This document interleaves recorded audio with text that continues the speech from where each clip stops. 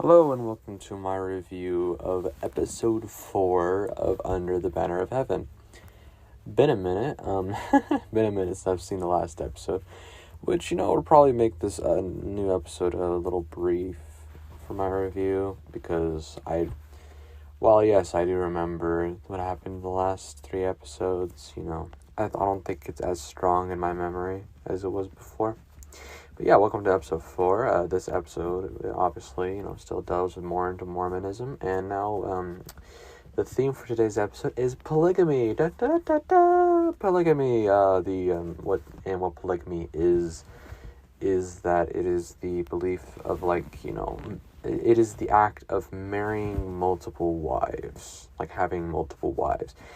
Which, that's an automatic no. I'm a man of just... Yeah, of normal, I'm a normal man.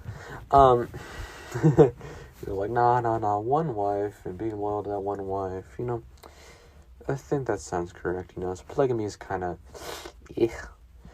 and also polygamy, which, with that belief, is also comes with the, being okay with, taking a 14-year-old child as a wife.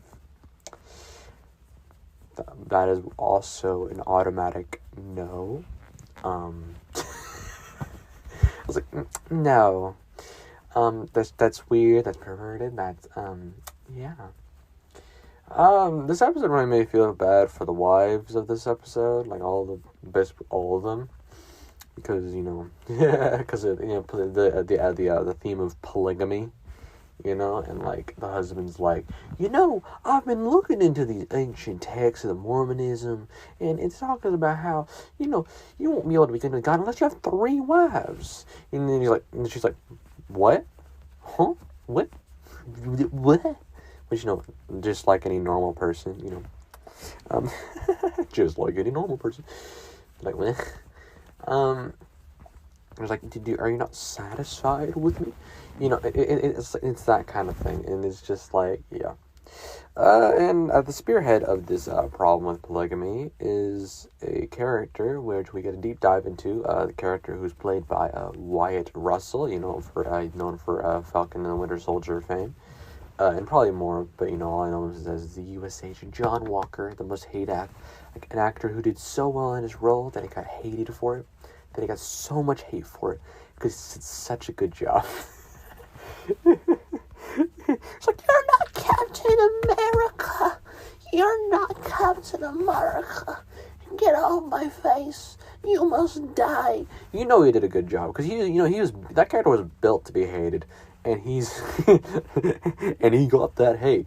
Don't hate the actor, hate the character. All right, There's more examples of that. But let's get back to this episode. So we get a deep dive on his character, which his character's name is Dan. And yeah, he's a little bit of cuckoo.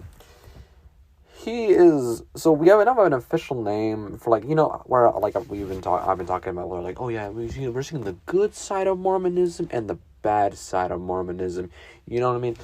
And we have I feel like we have an official name for the bad Mormons now, and I like to call it, I think it's fundamental Mormonism, which is the old ways, and that's that's the bad side of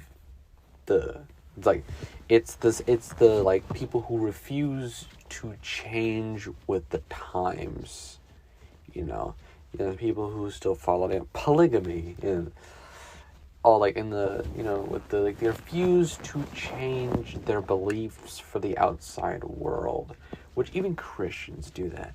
I won't say, there's probably a group there somewhere out there where it's they don't change, some of them are still racist. I'm joking. That was a joke. But I'm sorry, but Christians back then, maybe 100 years ago were probably racist. But some are non-Christians, some non-Christians, so I don't think it really has to pertain to that. Anyways, I don't know why I got on that basis. Off topic, people, off topic. Anyways, let's move on. So, yeah, we get a deep dive into Dan. We also get a deep dive into, I think his name is Ron. I think.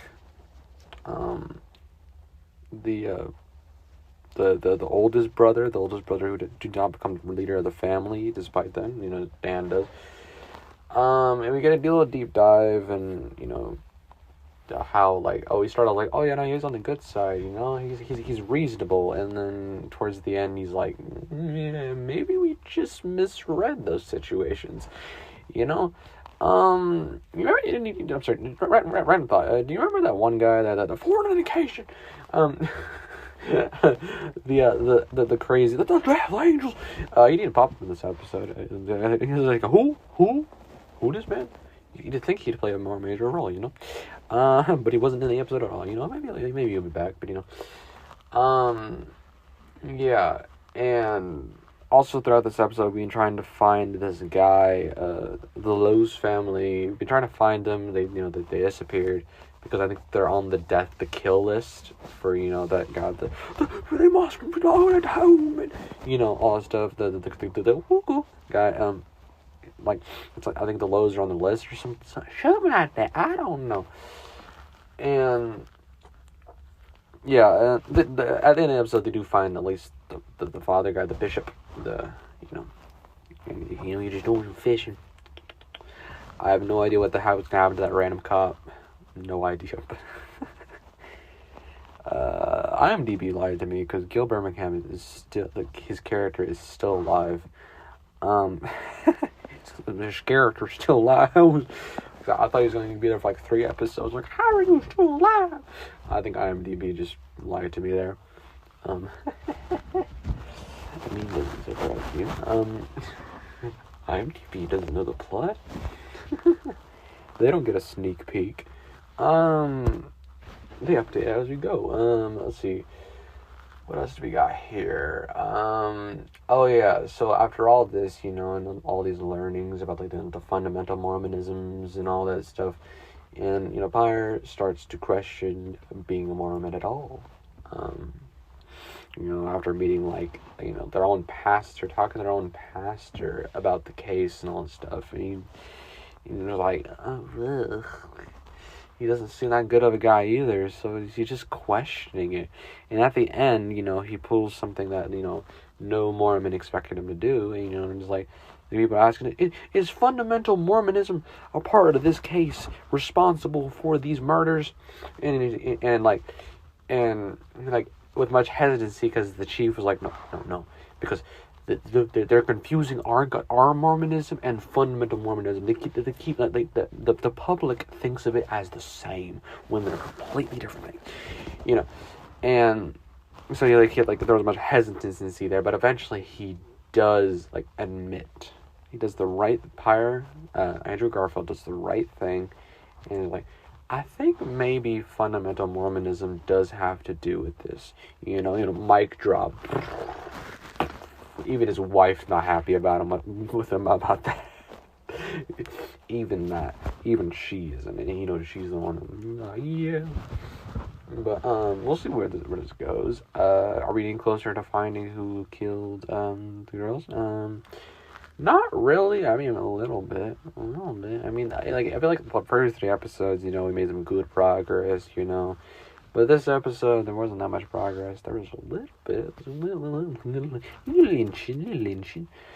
But this one, there wasn't really.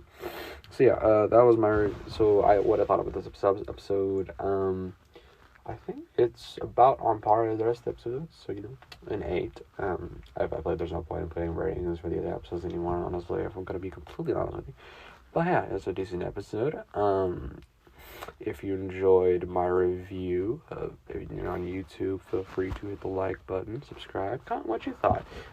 You shouldn't be watching this if you haven't seen the series, so comment what you thought of it if you've seen it, because Under Man in Heaven, I'm just spoiling so heavily, so I'm like, well, why are you? If you haven't all seen it, why are you watching? You're dumb. I'm joking. I mean, some people just probably might watch this for fun. Like, hey, I know him.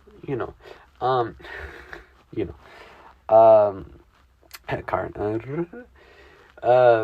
Yeah. So I hope you enjoyed the review. Hit the like button, subscribe, comment what you thought. If you're on Instagram, comment what you thought on the post, and maybe hit the like button, maybe share it to a friend. Who knows? I don't really care what you do. But, if you enjoyed it, I'd recommend you at least interact with me a little bit. See, and if you didn't like it, maybe I'm not like enthusiastic enough. Maybe I'm not getting to the point. If you want to give some corrections, you can comment on that. Who knows? I don't know. I don't know why I'm still talking, if I'm going to be honest with you. So yeah, I hope you enjoyed this review of Under the Banner of Heaven's episode 4, and I hope you have a good rest of your day. If you're when you're watching this.